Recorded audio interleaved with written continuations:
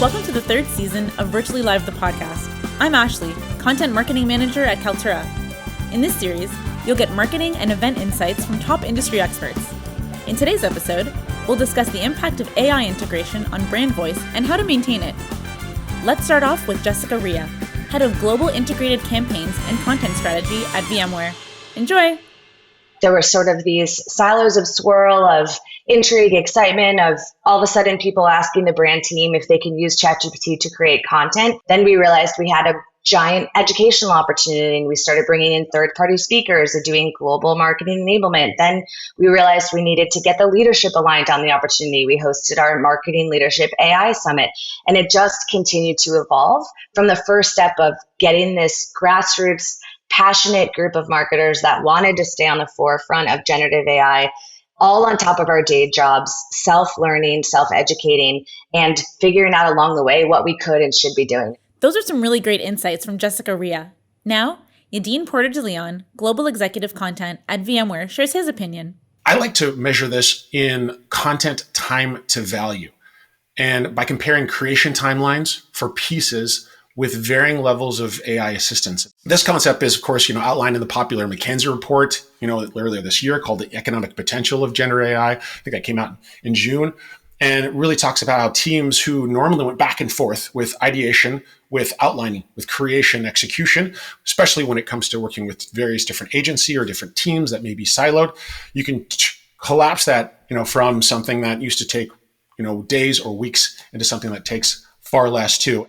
But we're also starting to A/B test AI-assisted ad copy, for example, versus human or agency otherwise created. And so we're seeing, for example, 30% average CTR increase. I hope you were taking notes. Now, let's hear from Michelle Moore, Senior Manager, Brand Content at VMware. So fortunately, you can tell generative AI tools to apply a specific voice and tone or to communicate a specific message. Some Gen AI tools allow you to attach files as well, so you can refer to those as examples.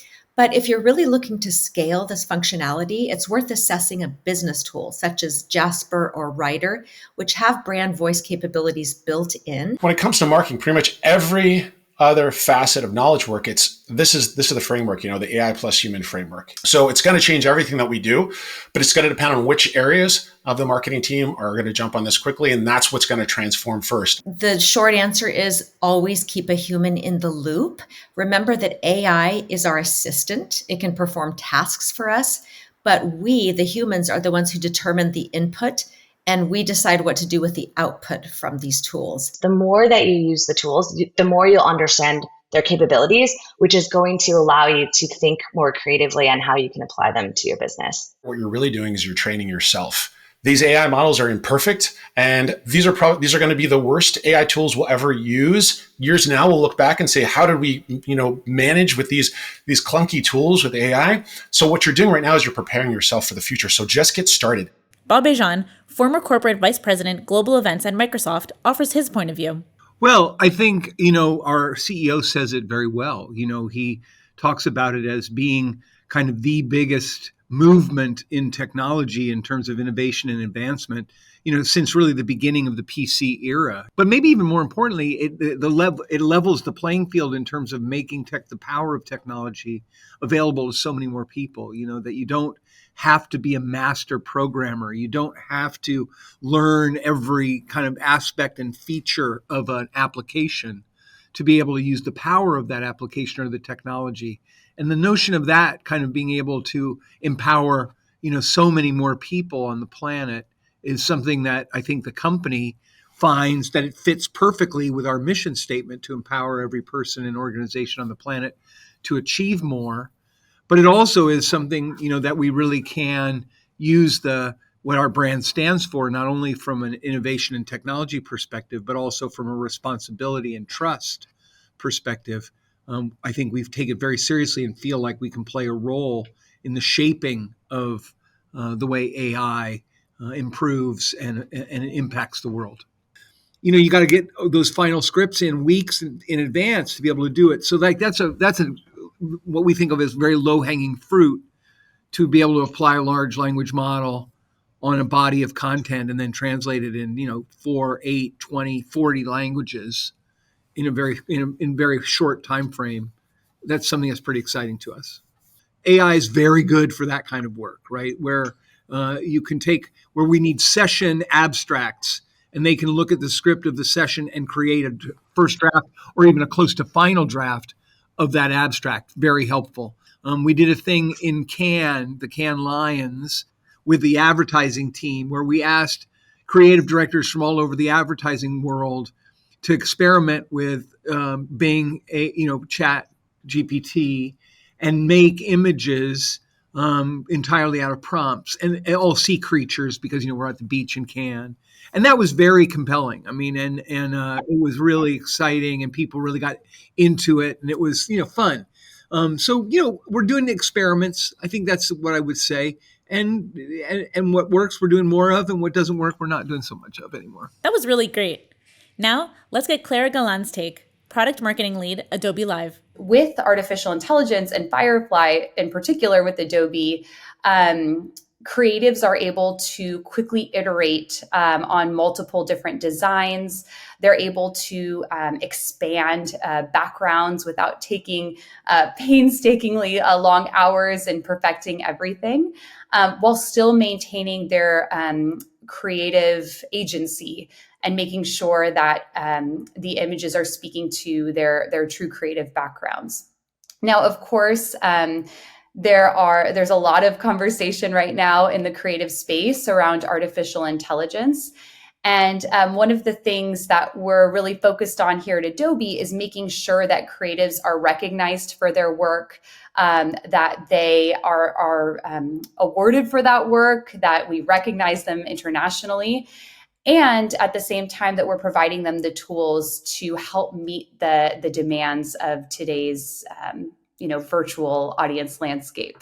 So it's been a really interesting journey over the last year now on the Adobe Live team, and I'm really looking forward to seeing what our product team comes out with next. It'll be exciting to see what the future holds with AI for marketers. I've seen from like a design perspective, what's really helpful is within Adobe, if I work with a designer who can create a template for me, I can easily tweak that with specific fonts or backgrounds, while keeping those design guardrails built in. So that's why the designer is still super important. And as a marketer, I don't have a strong design background. So it's, again, important that we collaborate, and I can use AI to support that. But from a marketing standpoint, it would be interesting to see how that will help with paid advertising, for example, on social, how that could help with email marketing campaigns, targeting. I think there's a lot of endless possibilities. I am not very connected to some of the developments with our Experience Cloud, but it'll be cool to see kind of what comes out in the next year or so. But I think that this year especially is going to be huge in the tech community. And, we'll be able to see how AI is going to shape our roles. But I think from the human element, we'll always need to have that higher level strategy to really understand how to best use it. With closing thoughts, here's Meghan Keaney Anderson, VP Marketing, Jasper. Most people discovered AI, most businesses started using AI right around this time last year, when maybe they experimented with ChatGPT or some of the sort of basic language model tools. And there was this moment of magic when people realized how quickly they could create content, or how AI could literally finish their sentences. And that was really compelling for a period of time. But as businesses started using it more and more, the cracks started to emerge a little bit. And probably the biggest cracks that businesses saw were around this idea of, AI can write incredibly fast, but the outputs are kind of generic out of the box, right? They don't sound like you. They feel they're either overly formal or overly casual. They just sort of feel like AI, right? And so over the last year, there's sort of been a demand for AI that is more on brand and on message, and reflects your brand integrity as a company. And then secondly, is more accurate about the products that you sell and the key details about your company. I will say tech can take you pretty far, and we've built Jasper to do both, but it's really important that marketing teams put an emphasis on editing and on ensuring that their content that is getting published is truly the best reflection of their ideas and their brand possible. So there's a role that marketers can play as well outside of the technology to ensure that quality stays high. You can't do a one-for-one swap between a creator and an AI. You need them both, right? AI is just a tool in the hands of a creator. The creator's job is to make sure that content that comes out is the best in the world and uniquely telling your point of view as a company. That's a wrap for today's episode. Thank you to our amazing speakers. Tune in next episode for more marketing experts sharing their knowledge. Thanks for listening.